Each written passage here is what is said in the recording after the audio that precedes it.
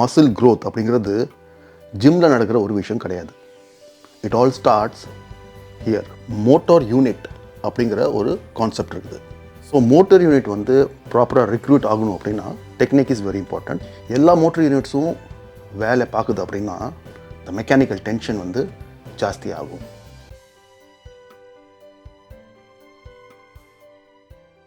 So பிரெயினில் neuron அப்படிங்கிறது ஒன்று ஜென்ரேட் ஆகும். அந்த நியூரான் வந்து நம்ம நர்வஸ் சிஸ்டம் வழியாக, நர்வ்ஸ் வழியாக, நரம்புகள் வழியாக இந்த மசில்குள்ளே இருக்கிற ஃபைபரில் போய் அட்டாச் ஆகும் அண்ட் ஒரு சிக்னல் ஜென்ரேட் பண்ணும். அந்த சிக்னல் கிடச்சதுக்கு அப்புறம் தான் இந்த மசில்குள்ளே இருக்கிற ஃபைபர்ஸ் வந்து கான்ட்ராக்ஷன் ஆகும். ஸோ இதில் மோட்டார் யூனிட் அப்படிங்கிற ஒரு கான்செப்ட் இருக்குது. இது என்ன அப்படின்னா, இந்த நர்வ் இருக்குது பார்த்தீங்களா, through which the neuron travelled. So இந்த நரம்பு இந்த மசில்குள்ளே இருக்கிற ஒரு ஃபைபர் கூட அட்டாச் ஆகுது பார்த்தீங்களா, இந்த யூனிட்டை தான் வந்து மோட்டர் யூனிட் அப்படின்னு சொல்கிறோம். இது எதுக்கு சொல்கிறோன்னா, இதில் ஒரு கீ பாயிண்ட் நம்ம வந்து ஞாபகத்தில் வச்சுக்கணும். என்னென்னா, நம்ம ஒரு வெயிட்டை தூக்குறோம் அப்படின்னா இந்த மசிலில் இருக்கிற எல்லா மோட்டர் யூனிட்ஸும் பார்ட்டிசிபேட் ஆகிறது கிடையாது. அதனால தான் 2 பேர் ஒரே எக்ஸசைஸ் ஒரே வெயிட்ஸ் தூக்குனா கூட வேறு வேறு மாதிரியான க்ரோத் பார்க்குறாங்க. நம்ம பாடி வந்து ரொம்ப இன்டெலிஜென்ட் அண்ட் ரொம்ப எஃபிஷியன்ட். எடுத்த உடனே எல்லா ஃபைபர்ஸையும் அது வந்து ரெக்ரூட் பண்ணுறதே கிடையாது. ஃபஸ்ட்டு வந்து ஈஸியான ஃபைபர்ஸை வந்து வேலைக்கு அனுப்பும். அதுதான் டைப் 1 மசில் ஃபைபர்ஸ். கொஞ்சம் வேலை கஷ்டமாக ஆக, அதாவது வெயிட்ஸ் ஹெவியாக போக போக, டயர்ட்னஸ் இன்க்ரீஸ் ஆக ஆக, ஒரு அதர் ஃபெயிலியர் பக்கம் போக போக டைப் 2 ஃபைபர்ஸ் வந்து நம்ம பிரெயின் ரெக்ரூட் பண்ணும். The more recruitment, the more internal tension, and that tension is a growth signal. இப்படி யோசிச்சு பாருங்களேன். ஈவினிங் ஆனால் ஒரு லைட் ஆன் பண்ணுறோம், ஆனால் இருட்டு கூட கூட 2 லைட் 3 லைட்ஸ் 3 லைட்ஸ் எல்லா லைட்ஸும் ஆன் பண்ணுறோம். கிட்டத்தட்ட அது மாதிரி தான்.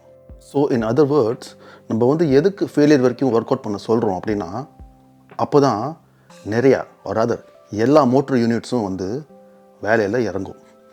எல்லா மோட்டர் யூனிட்ஸும் வேலை பார்க்குது அப்படின்னா மசிலுக்கு உள்ளே இருக்கிற அந்த டென்ஷன், த மெக்கானிக்கல் டென்ஷன் வந்து ஜாஸ்தி ஆகும். And that creates a good environment for muscle growth. இப்படி யோசிச்சு பாருங்கள். Failure of a set is no magic. It's a motor unit recruitment guarantee. But here is the practical part. இப்போது heavy வெயிட்ஸில் நம்ம வந்து சீக்கிரமாக ஃபெயிலியர் நோக்கி போகலாம். Yes, that's correct. But joints, இதோட சேஃப்டியும் நம்ம வந்து பார்க்கணும் இல்லையா?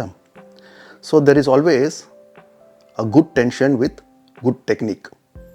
ஸோ அதனால் நம்ம என்ன சொல்கிறோன்னா, heavy weights, super heavy weights போகாமல் மாட்ரேட் வெயிட்ஸ் எடுத்துக்கோங்க. மாட்ரேட் வெயிட் நான் எப்படின்னா ஒரு 6 to 8 ரெப்பிட்டிஷன்ஸ் வர மாதிரியான வெயிட்ஸ். இதில் லாஸ்ட் 2 reps வந்து ஃபெயிலியர் நோக்கி போகிற மாதிரி இருக்கணும். ஸோ மோட்டர் யூனிட் வந்து ப்ராப்பராக ரெக்ரூட் ஆகணும் அப்படின்னா technique is very important. And டெக்னிக்கில் வந்து 3 டெக்னிக் நீங்கள் வந்து ஞாபகத்தில் வச்சுக்கிட்டா போதும். Number 1, full range of motion. அதாவது இப்படி ஸ்டாட்டிக்காக ஹோல்ட் பண்ணுறதுக்கு பதிலாக ஆர் பார்ஷலாக மூவ்மெண்ட் பண்ணுறதுக்கு பதிலாக ஃபுல் ரேஞ்ச் ஆஃப் மூவ்மெண்ட் கொடுத்தா உங்களுக்கு இந்த மோட்டர் யூனிட் ரெக்ரூட்மெண்ட் நல்லா நடக்கும். Number 2, slow eccentric. அதாவது இந்த நெகட்டிவ் மூவ்மெண்ட் இருக்குது பார்த்தீங்களா, இந்த மாதிரி இது வந்து ஸ்லோவாக இருக்கணும். பாசிட்டிவ் வந்து ஃபாஸ்ட்டாக இருக்கலாம், பட் நெகட்டிவ் எக்ஸென்ட்ரிக் மோஷன் ஸ்லோவாக இருக்கணும். அண்ட் 3வது, நீங்கள் கொடுக்குற ஒர்க் அவுட் வந்து அந்த டார்கெட் மசிலை போய் சேரணும், பக்கத்தில் இருக்க மசிலுக்கு போகக்கூடாது. ஸோ மோட்டர் யூனிட்ஸ் ப்ராப்பராக ரெக்ரூட் ஆகுது அப்படின்னா அதுக்கு அடுத்ததாப்பில் நம்ம பார்க்க வேண்டியது விஷயம் வந்து கன்சிஸ்டன்சி. எப்படின்னா வால்யூம் அண்ட் ஃப்ரீக்வன்சி மூலமாக. ஸோ வால்யூம்ங்கிறது ஒரு மசிலுக்கு நம்ம வந்து ஒரு வீக்கில் எவ்வளோ செட்ஸ் பண்ணுறோம் அப்படிங்கிறது. ஸோ இந்த வால்யூம் வந்து எவ்ரி 6 to 7 weeks நம்ம வந்து கொஞ்சம் இன்க்ரீஸ் பண்ணணும். இதை மட்டும் ஞாபகத்தில் வச்சுக்கிட்டா போதும். அண்ட் ஒரே செஷனில் ஒரே நாளில் வந்து எல்லா வால்யூமும் கொடுக்காம நம்ம வந்து அதை ஈக்குவலாக ஸ்ப்ரெட் பண்ணிக்கலாம். எப்படின்னா ஒரு மசிலை நம்ம வந்து ஒரு வாரத்தில் 2 தடவை ஒர்க் அவுட் கொடுக்கலாம். ஸோ இந்த வீடியோ மூலமாக நான் வந்து சிம்பிளான சில விஷயத்தை தான் வந்து சொல்லலான்னு விரும்பினேன். எப்படின்னா ஃபெயிலியரை நோக்கி எப்பவுமே உங்கள் ட்ரைனிங்கை வச்சுக்கோங்க. ப்ராப்பரான ரெப் ரேஞ்ச் செலக்ட் பண்ணுங்கள், which should be in control. உங்கள் ஜாயிண்ட் ஹெல்த் நல்லா இருந்துச்சுன்னா ஃபுல் ரேஞ்ச் ஆஃப் மோஷனை ஃபாலோ பண்ணுங்கள் வித் ஸ்லோ நெகட்டிவ்ஸ். வால்யூமை கிராஜுவலாக ஸ்லோலி இன்க்ரீஸ் பண்ணுங்கள். அண்ட் இந்த ரூலை அடிக்கடி ஃபாலோ பண்ணுங்கள். ஸோ மசில் எப்போ க்ரோ ஆகும்? உங்கள் பிரெயின் ப்ராப்பரான சிக்னல் கொடுக்குற பட்சத்தில், எல்லா மோட்டர் யூனிட்ஸும் ரிக்ரூட் ஆகிற பட்சத்தில், எல்லா மசில் ஃபைபர்ஸும் பார்ட்டிசிபேட் ஆகிற பட்சத்தில் நல்ல க்ரோத் நடக்கும். இந்த டாபிக் உங்களுக்கு பிடிச்சிச்சுன்னா சொல்லுங்கள். இந்த ஹைப்பர்ட்ராஃபி வித் பயோமெக்கானிக்ஸ் இதை வந்து ஒரு சீரீஸாக நான் வந்து எடுக்கிறேன். No bro science.